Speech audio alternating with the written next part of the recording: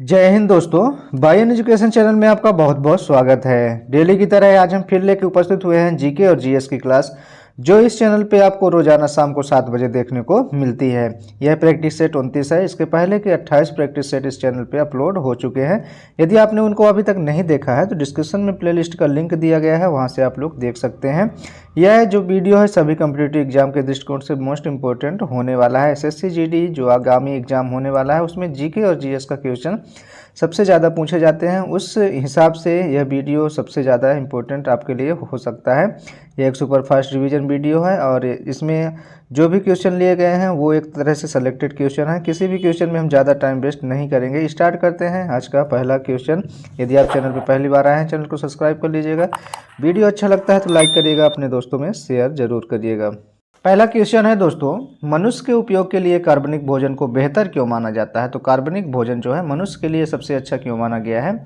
इसका सही जवाब हो जाएगा ऑप्शन 2, इसे रसायनों एवं सिंथेटिक कीटनाशकों का प्रयोग किए बिना उगाया जाता है, तो इसलिए यह मनुष्य के जीवन के लिए आवश्यक होता है और ये अच्छा भी माना गया है। ठीक है, अगला क्वेश्चन में चलते हैं। तरल ब्लीच का मुख्य घटक क्या है? तो जो तरल ब्लीच होता है उसका मुख्य घटक ऑप्शन 2 सोडियम हाइपोक्लोराइड को माना गया है। ऑप्शन 2 इसका सही जवाब हो जाएगा।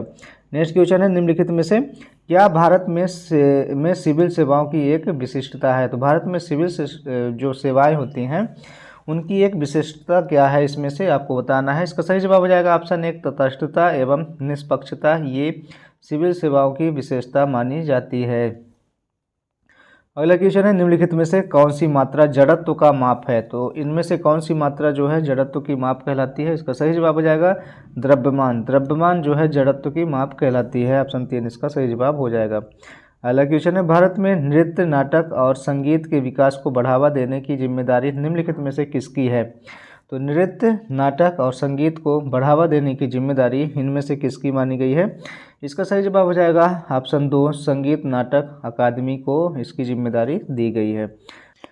अगला क्वेश्चन है, महाभारत का फारसी में अनुवाद किसने किया था? तो महाभारत जो है आप सभी ने देखा होगा, उसका फारसी में अनुवाद करने वाले कौन व्यक्ति हैं? तो बदायूनी जो हैं ये फारसी में अनुवाद किए थे महाभारत का, और अकबर के आदेश के हिसाब से इन्होंने फारसी में अनुवाद किया, अकबर के आदेश से। ठीक है, अगला क्वेश्चन है, भारत में निम्नलिखित में से किस राज्य की सबसे लंबी तटरेखा है? तटरेखा का मतलब क्या होता है दोस्तों कि जो समुद्र से जुड़ी हुई जो इसका भाग है सबसे ज़्यादा किस राज्य का है? तो आपको बताना है। तो गुजरात, गुजरात जो है इसका सबसे ज़्यादा भाग जो है समुद्र के किनारे है, तटरेखा जिसको हम बोलते हैं।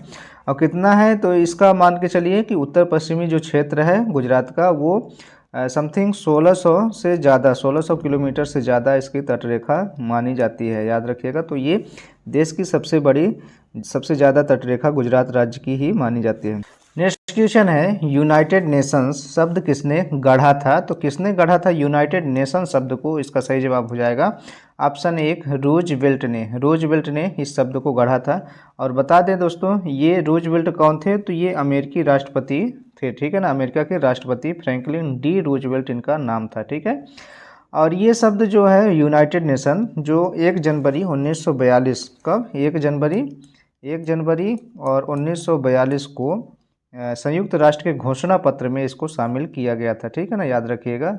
और उसके बाद यूनाइटेड नेशंस का नाम प्रचलित हो गया।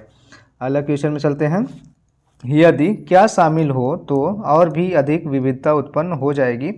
तो ऐसा क्या शामिल होने से और अधिक विविधता उत्पन्न हो जाएगी? तो ऑप्शन 1 इसका सही जवाब हो जाएगा लैंगिक प्रजनन। यदि लैंगिक प्रजनन और अधिक शामिल हो जाएगा तो अपने देश में या हर जगह पूरे विश्व में जो है विविधता उत्पन्न हो जाएगी और अधिक विविधता उत्पन्न हो जाएगी। अगला क्वेश्चन है, अजमेर में 2.5 दिन का झोपड़ा किसने बनवाया था? तो जो 2.5 दिन का झोपड़ा के नाम से जो प्रसिद्ध है उसको किसने बनवाया था? तो दोस्तों इसका सही जवाब हो जाएगा कुतुबुद्दीन ऐबक। ऑप्शन 1 इसका सही जवाब हो जाएगा। वास्तव में ये जो 2.5 दिन का झोपड़ा जिसको हम अब जानते हैं वो वास्तव में एक हिंदू मंदिर था। ठीक है ना, 1153 में इसको हिंदुओं द्वारा निर्माण किया गया था, 1153 ईस्वी में। उसके बाद जब कुतुबुद्दीन ऐबक आया तो 1193 में इसे मस्जिद के रूप में परिवर्तित कर दिया। ठीक है ना, इसलिए इसको अब कुतुबुद्दीन ऐबक के नाम से ही इसको जाना जाता है और 2.5 दिन का झोपड़ा इसे बोला जाता है। नेक्स्ट क्वेश्चन है दोस्तों, अंतर्राष्ट्रीय महिला दिवस कब मनाया जाता है? तो अंतर्राष्ट्रीय महिला दिवस ऑप्शन 1 इसका सही जवाब हो जाएगा। 8 मार्च को अंतर्राष्ट्रीय महिला दिवस मनाया जाता है। और ये सबसे पहले, यदि सबसे पहला महिला दिवस कब मनाया गया था तो इसका सही जवाब हो जाएगा 19 मार्च। 19 मार्च और 1911 को सबसे पहला जो है महिला दिवस मनाया गया था। उसके बाद 1975 से हर वर्ष 8 मार्च को यह प्रत्येक वर्ष महिला दिवस के रूप में विश्व में मनाने जाने लगा। ठीक है ना। अगला क्वेश्चन है दोस्तों, पारिस्थितिकी तंत्र का जो शब्दावली है उसका सबसे पहले प्रस्तुत किसने किया था? तो इसको प्रस्तुत करने वाले वैज्ञानिक कौन है? इसका सही जवाब हो जाएगा ऑप्शन 3 A.G. टेंसले जी ने इसको सबसे पहले प्रस्तुत किया था। अगला क्वेश्चन है, अर्थशास्त्र में प्रथम नोबेल पुरस्कार किससे दिया गया था? तो सबसे पहले जो प्रथम नोबेल पुरस्कार है अर्थशास्त्र के क्षेत्र में किसे दिया गया? तो इसका सही जवाब हो जाएगा ऑप्शन 4 जॉन टिनब्रेगन और रगनार फ्रेस्च। ऑप्शन 4 इसका सही जवाब हो जाएगा। नेक्स्ट क्वेश्चन में चलते हैं, नियत माप के ब्लॉकों में फिजिकल मेमोरी को भंग करने को क्या कहा जाता है? तो नियत माप के ब्लॉकों में फिजिकल मेमोरी के भंग करने को क्या कहा जाता है, ये आपसे पूछा गया है। तो इसे फ्रेम्स कहा जाता है। क्या कहा जाता है? फ्रेम्स इसे कहा जाता है। ऑप्शन 3 इसका सही जवाब हो जाएगा। अगला क्वेश्चन है, जोड़ों में सर्वोच्च उपाधि क्या है? तो जोड़ों में सर्वोच्च उपाधि किसे बोला गया? तो इसका सही जवाब हो जाएगा ऑप्शन 2 पीली बेल्ट को। किसे? पीली बेल्ट को बोला गया है। ठीक है ना। अगला क्वेश्चन है, गरीबी हटाओ नारा कौन सी योजना में शामिल किया गया था? तो गरीबी हटाओ नारा किस योजना में शामिल किया गया था? इसका सही जवाब हो जाएगा ऑप्शन 3 5वीं योजना। कौन सी योजना? 5वीं योजना में 1971 के आम चुनाव में इंदिरा गांधी के नारे की थीम थी। ठीक है ना, गरीबी हटाओ नारा। ठीक है। नेक्स्ट क्वेश्चन है दोस्तों, निम्नलिखित जानवरों में से कौन सा ट्रिप्लोप्लास्टिक नहीं है? ट्रिप्लोप्लास्टिक कौन सा जानवर नहीं है? तो इसका सही जवाब हो जाएगा ऑप्शन 1 जेली फिश। जो जेली फिश है ये ट्रिप्लोप्लास्टिक नहीं है। और ये ट्रिप्लोप्लास्टिक क्या कहलाता है, कौन से जानवर कहलाते हैं? तो ऐसे जानवर जिनमें शरीर की बाहरी परत 3 भ्रूणी परतों से बनी होती है। 3 भ्रूणी परत जो है बाहरी परत जो उनका निर्माण होता है उसे हम ट्रिप्लोप्लास्टिक बोलते हैं। और कौन उन परत का नाम क्या है तीनों परत का? तो आपको बता दें, ऑप्शन इसमें से ये हो जाएगा एक्टोडर्म पहली परत, दूसरा मेसोडर्म और तीसरा एंडोडर्म। ये 3 परत से बनी होती है उनकी बाहरी परत। ठीक है, उन्हीं जानवरों को हम क्या बोलते हैं? ट्रिप्लोप्लास्टिक बोलते हैं। अगला क्वेश्चन में चलते हैं, इटली का राष्ट्रीय चिन्ह क्या है? इटली का राष्ट्रीय चिन्ह आपको बताना है। तो इसका सही जवाब आपको बताना है। यदि आपको पता हो तो आप लोग कमेंट बॉक्स में तुरंत अपना सही जवाब बताया करें, जिससे आपकी तैयारी भी बेहतर हो सके। इसका सही जवाब हो जाएगा दोस्तों ऑप्शन 3 सफ़ेद लिली। ठीक है ना, इटली का राष्ट्रीय चिन्ह माना जाता है। अगला क्वेश्चन में चलते हैं, वेंटुरीमीटर का प्रयोग किसके मापन के लिए किया जाता है? तो वेंटुरीमीटर जो है उसका प्रयोग किसके मापन के लिए किया जाता है? तो ऑप्शन 1 तरल के प्रवाह की दर के मापन के लिए वेंटुरीमीटर का प्रयोग किया जाता है। ऑप्शन 1 इसका सही जवाब हो जाएगा। अगला क्वेश्चन में चलते हैं, नेचुरल सिलेक्शन द्वारा ऑरिजिन ऑफ लाइफ पुस्तक किसने लिखी थी? नेचुरल सिलेक्शन द्वारा ऑरिजिन ऑफ लाइफ पुस्तक किसने लिखी थी, आपको बताना है। इसका सही जवाब हो जाएगा ऑप्शन 3 चार्ल्स डार्विन ने। किसने? चार्ल्स डार्विन जी ने इसे लिखी थी इस पुस्तक को। अगला क्वेश्चन है, लोकतंत्र के बारे में निम्न कथनों पर विचार कीजिए। तो इसमें से आपका कथन क्या है? कथन ये है, इनमें लोगों द्वारा निर्वाचित सरकार का गठन होता है। दूसरा कथन कह रहा है, लोकतंत्र में वर्तमान में सत्तासीन लोगों के हारने की संभावना काफ़ी होती है। और ऑप्शन 3 क्या कह रहा है? कथन 3 जिसको हम बोलेंगे, प्रत्येक मत का मूल्य एक ही होता है। तीन में से कौन से कथन सही हैं, आपको चयन करना है। तीनों कथन ध्यान से पढ़िएगा। इसका सही जवाब हो जाएगा ऑप्शन 2 ABC। तीनों कथन सही होते हैं, याद रखिएगा, ये तीनों कथन सही होते हैं लोकतांत्रिक जो होता है लोकतांत्रिक राज्य में। अगला क्वेश्चन है, सकल घरेलू उत्पाद को किसके सभी मूल्य के रूप में परिभाषित किया गया है? तो किसके सभी मूल्य के रूप में सकल घरेलू उत्पाद को परिभाषित किया गया है, आपको बताना है। इसका सही जवाब क्या हो जाएगा? आप लोग ध्यान से पढ़िए और कमेंट बॉक्स में अपना जवाब दीजिए। तो ऑप्शन 1 इसका सही जवाब हो जाएगा, किसी अर्थव्यवस्था में एक वर्ष में उत्पादित अंतिम वस्तुएं एवं सेवाएं क्या कहलाती हैं? सकल घरेलू उत्पाद के अंतर्गत आती है। ठीक है। अगला क्वेश्चन है, एक सर्किट में एक बिंदु से दूसरे बिंदु तक 2 कूलाम का आवेश प्रवाहित होता है। यदि 2 बिंदुओं के मध्य विभवांतर 5 वोल्ट है तो किए गए कार्य की मात्रा कितनी होगी।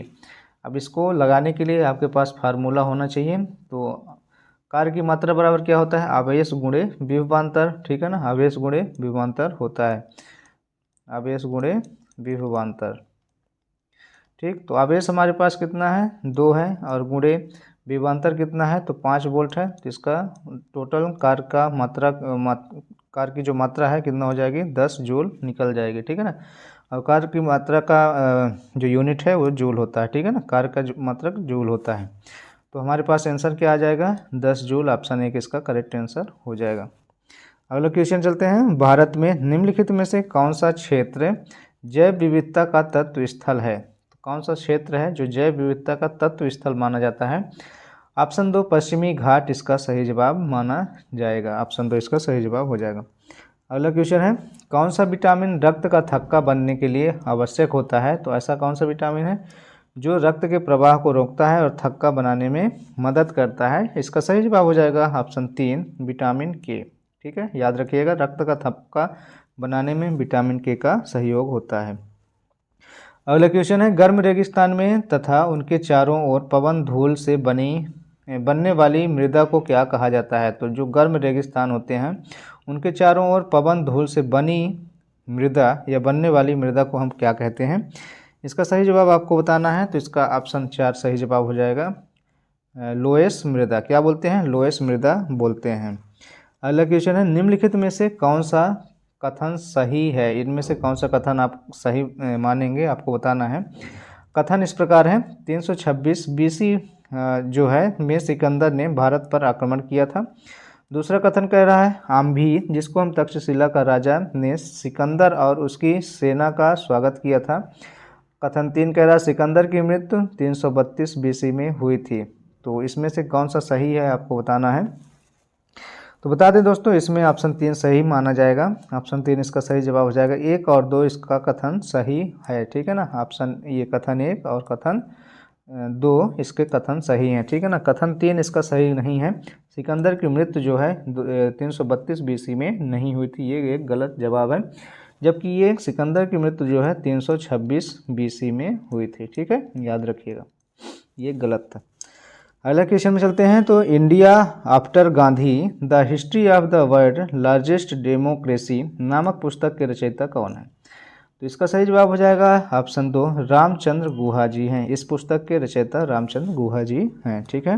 नेक्स्ट क्वेश्चन में चलते हैं। 1926 में नौजवान भारत सभा किसके द्वारा बनाई गई। तो 1926 जो नौजवान भारत सभा है वो किसके द्वारा निर्माण की गई थी। तो इसका सही जवाब हो जाएगा भगत सिंह के द्वारा, ठीक है ना।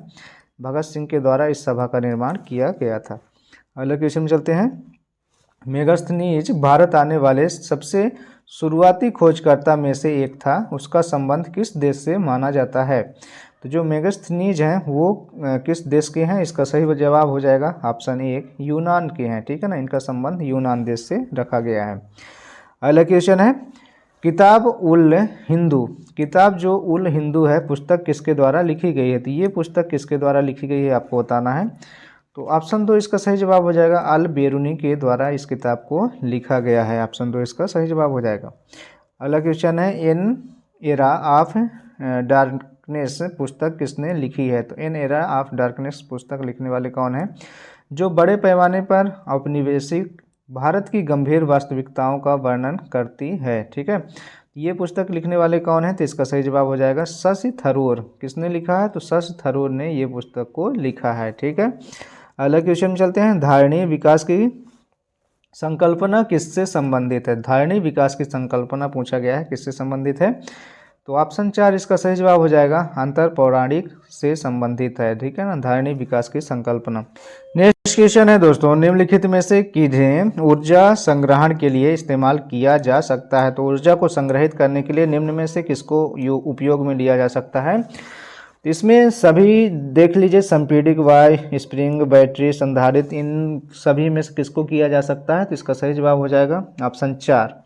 ऑप्शन 4 में क्या दिया गया है, A, B, C और D चारों को यूज किया जा सकता है, ठीक है ना।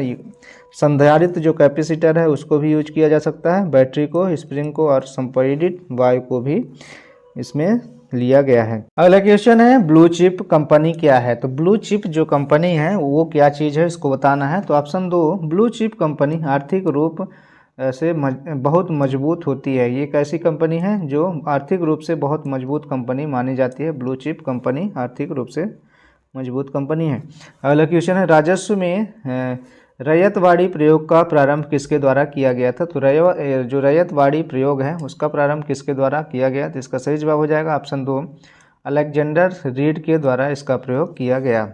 नेक्स्ट क्वेश्चन है निम्नलिखित में से कौन सी आग्नेय चट्टान नहीं है। तो आग्नेय चट्टान इनमें से कौन सी नहीं है आपको बताना है। तो ऑप्शन 4 जो सेल है ये आग्नेय चट्टान के उसमें नहीं आती है लिस्ट में। अब आज की वीडियो का लास्ट क्वेश्चन है एक सांद्र अम्ल को तनु करने के लिए हमें क्या करना चाहिए होता है। तो एक सांद्र अम्ल है उसको हमको तनु करना है या पतला करना है तो उसके लिए हमको क्या करना होता है। तो इसके लिए आपको क्या करना पड़ेगा, इसका सही जवाब हो जाएगा ऑप्शन 4, पानी में सांद्र अम्ल को क्या करना पड़ेगा, मिलाना पड़ेगा। ऐसा करने से जो हमारा सांद्र अम्ल है वो पतला हो जाएगा। तो दोस्तों आज का ये 40 मोस्ट इंपॉर्टेंट जीके और जीएस से लिए गए क्वेश्चन थे। आपको ये वीडियो कैसा लगा आप लोग कमेंट बॉक्स में अपनी राय जरूर लिखें। मिलते हैं ऐसे ही नेक्स्ट पार्ट को लेकर, तब तक के लिए यदि आप चैनल पर पहली बार आए चैनल को सब्सक्राइब कर लीजिएगा। वीडियो अच्छा लगा होगा तो लाइक करिएगा, अपने दोस्तों में शेयर करिएगा। आज्ञा दीजिए, जय हिंद जय भारत, अपना ख्याल रखिएगा।